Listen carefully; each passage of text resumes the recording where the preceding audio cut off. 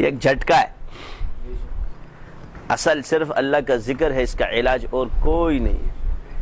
تو نماز کو پڑھو، قائم کرو. وَاسْتَعِينُوا بِالصَّبْرِ وَالصَّلَاةِ.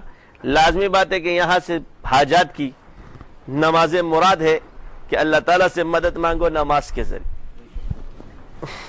نوافل مراد ہے، یہ ساری نفلی عبادات پر ہے. اللہ تمہیں آزمائے گا ضرور بھی ضرور، کبھی خوف، ڈر، ہر چیز فرمانا. ایک ایک چیز بیان فرما دی. اپنے دل کے قبلے کو درست کر لو. دل کا حال اللہ کے سوا کوئی نہیں جانتا. تمہارے نیت و ارادے کیا یہ اللہ کے سوا کوئی نہیں جانتا. نہ کسی ولی کو اس کا پتہ ہوگا، نہ کسی نبی کو اس کا پتہ. تیرا یہ قیاس قابل قبول ہے کہ کوئی نہیں جانتا. اپنے دل کے قبلے درست کر لو. اللہ کی رضا کو اپنا مقصد بنا لو. شیطان تمہیں مار بھی دے اس ذکر میں، موت کو قبول کر لو. ذکر کو چھوڑ کے موت کو قبول مت کرو. ایسے لوگ زندہ ہوتے ہیں جو اللہ کے ذکر میں مرتے ہیں، اور ایسے لوگ مردہ ہے. خالد بن ولید رضی اللہ تعالی عنہ نے کہا میں ان سے اکیلے لڑوں گا، 60,000 کا لشکر یکے تنہا لڑنے کے لیے. ابو سفیان نے کہ ان سے کہا یہ تو مردہ ہے، ہم زندہ ہیں، ہم ذکر کرتے ہیں. یعنی اس سے بھی ثابت ہوا کہ کرامات صحابہ، ذکر یہاں بھی آ گیا کہ وہ ذکر کرنے والے اور جو ذکر کرتے ہیں ان پر اللہ یہ حالات کھول دیتا ہے. وہ اللہ کے امر کو پہچان لیتے کہ اللہ کا امر کیا ہے. اور یہ حکمت کیا ہے؟ اللہ کے امر کو پہچاننا. کیا ہے حکمت؟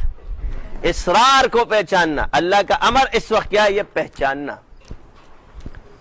اس کو کہتے ہیں حکمت. اس کو کہتے ہیں حکمت.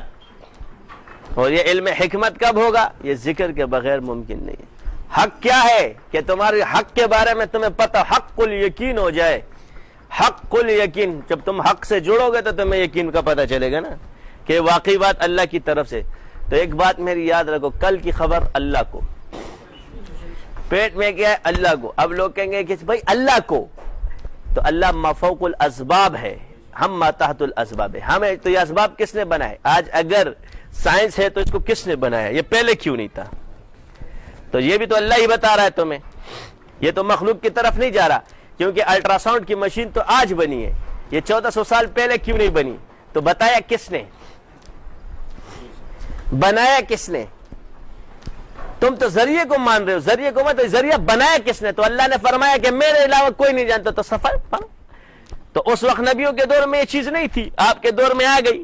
تو اس سے اللہ کیا ثابت کرا رہا ہے آپ کو؟ دیکھو میں جس سے چاہوں وہ چیز بنوا لوں. بنایا باطل کے ہاتھ سے ہے، دکھاتا تم حق والوں کو ہے. جو اسلام کو نہیں مانتے، نہیں، وہ اسلام کو مانتے ہیں، قبول نہیں کرتے. جیسے کہتے ہیں نا یہ قبول کیا چیز ہے؟ ایک لڑکی کو مانتے ہیں کہ ہاں یہ اچھی لڑکی ہے، مگر نکاح میں قبول کرنا جدا ہوتا ہے. جب یہ کہے کہ قبول ہے تب یہ بیگم بنے گی، وہ بھی دو گاؤں کے درمیان، اور وہ دونوں راضی. اس کو کہتے ہیں قبولیت. تو ماننا تو سب ہے، مانتے تو تمہارا باپ بھی مانے گا، کیسے نہیں مانے گا؟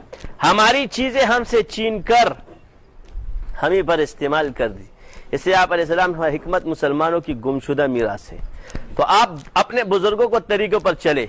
انہوں نے بزرگوں کو نہیں دیکھا، انہوں نے دیکھا کہ صحابہ نے کیا کیا ہے. وہ دیکھتے کہ نبی نے کیا کیا ہے. تم کہتے ہو ہمارے بزرگوں نے کیا کیا ہے. دیکھتے ہیں فلاں پیر صاحب جو مزار پہ بیٹھے تھے انہوں نے کیا کیا ہے. وہ صحابہ کو دیکھتے ہیں، اور جب انہوں نے صحابہ کو دیکھا تو صحابہ تو ساڑھے پیرن تھے. تو جب صحابہ ان کے ہو گئے تو زمانے دے امیرن وہی ہوں گے جو صحابہ کے طریقے پر چلیں گے.